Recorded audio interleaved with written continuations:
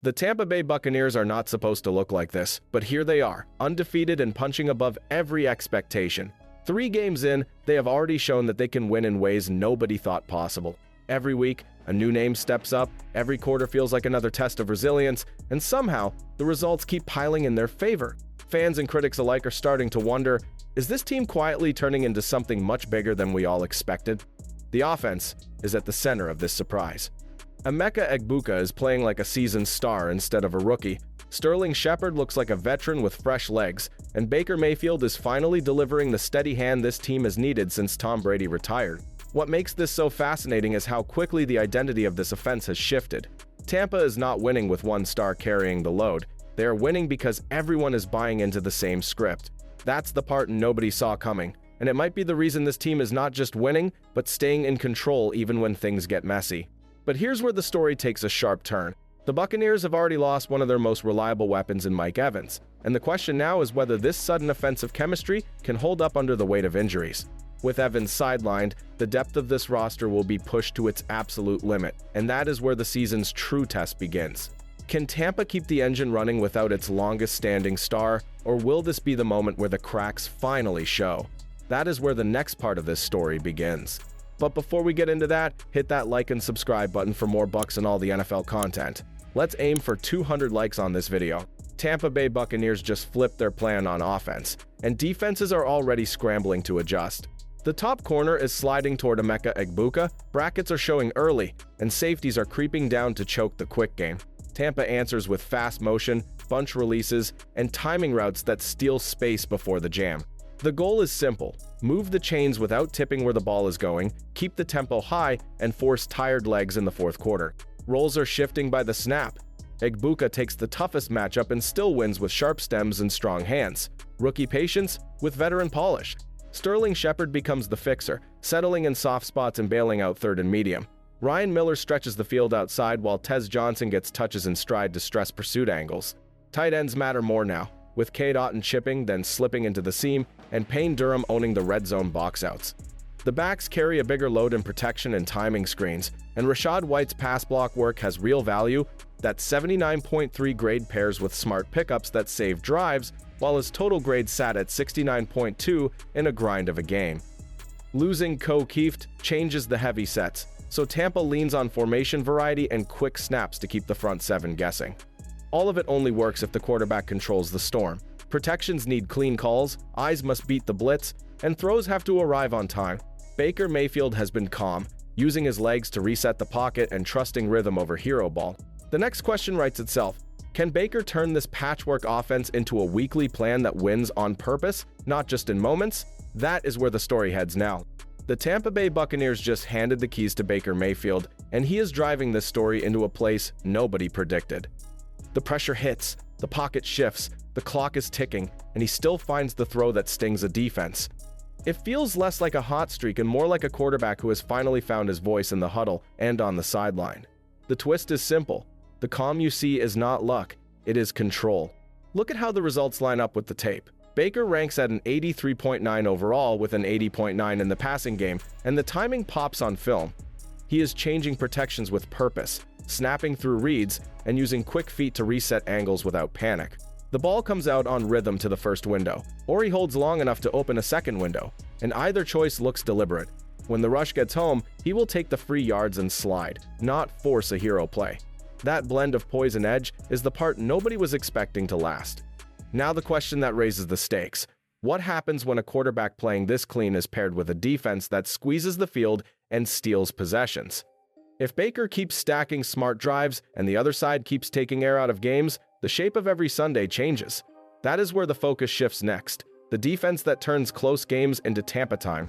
The Tampa Bay Buccaneers squeeze the field so tight that offenses start to rush every decision, and that is exactly how this unit wants it. Disguised pressure shows one thing before the snap and turns into something else after the snap. Corners drive on throws that look safe a moment earlier. Safeties time their blitz and arrive right when a quarterback thinks the pocket is clean. It feels like a vice closing a little more with every series. Jamel Dean is playing like a tone setter, fresh off a pick six and a coverage grade that hit 92.2 on the week. Antoine Winfield Jr. crashes lanes, cleans up tackles, and even posted a pass rush mark of 93.4 that tells you he is not just a safety, he is a problem solver. Yaya Diaby keeps winning with power and hustle, turning 2nd and 5 into 3rd and long.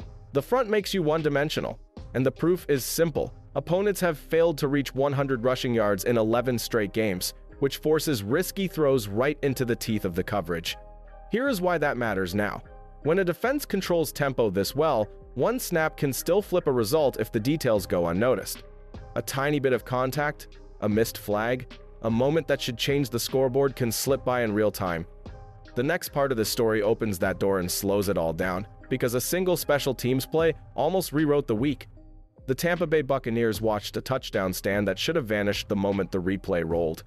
On the blocked field goal return against the Jets, Will McDonald leaped the line and landed into the left foot of guard Elijah Klein.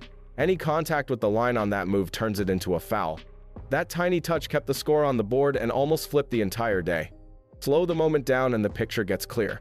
Klein's foot shifts, McDonald's right foot catches it as he comes down, and the lane opens. By rule, that touch wipes out the return.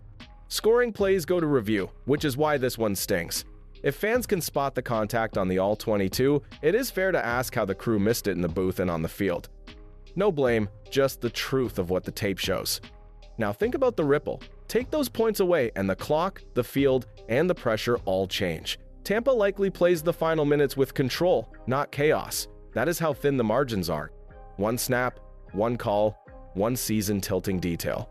So why does this team keep pushing through moments like that and still close games? The answer is deeper than one star or one highlight, and it is exactly where we go next. The Tampa Bay Buccaneers keep stacking wins when most teams would wobble. Star players are out, roles keep shifting, and yet the scoreboard keeps landing on the same side. That points to something deeper than highlights. It looks like a locker room that trusts the plan, a staff that adjusts fast, and a roster that does the small things on time.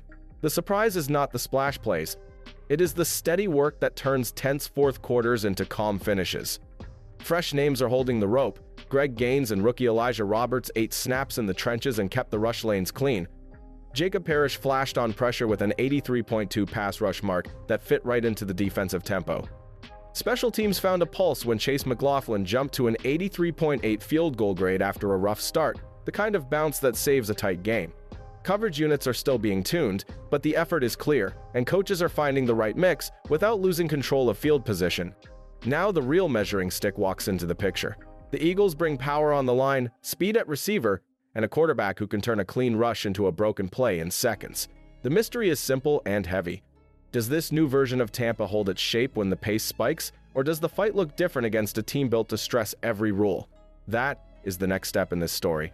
The Tampa Bay Buccaneers enter a matchup that history says often breaks their way, having won 6 of the last 7 against Philadelphia, and Todd Bowles' schemes have consistently frustrated Jalen Hurts, who is just 1-4 versus Tampa.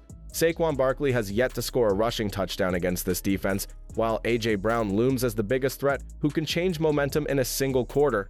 For the Bucs, it comes down to forcing Hurts into quick throws, controlling early downs, and avoiding mistakes, because in a game this tight, one tackle, one red zone choice, or even one whistle could reshape the NFC race. Your turn. Who is your X factor in this matchup? Do you trust Baker to keep the offense steady while the receivers rotate?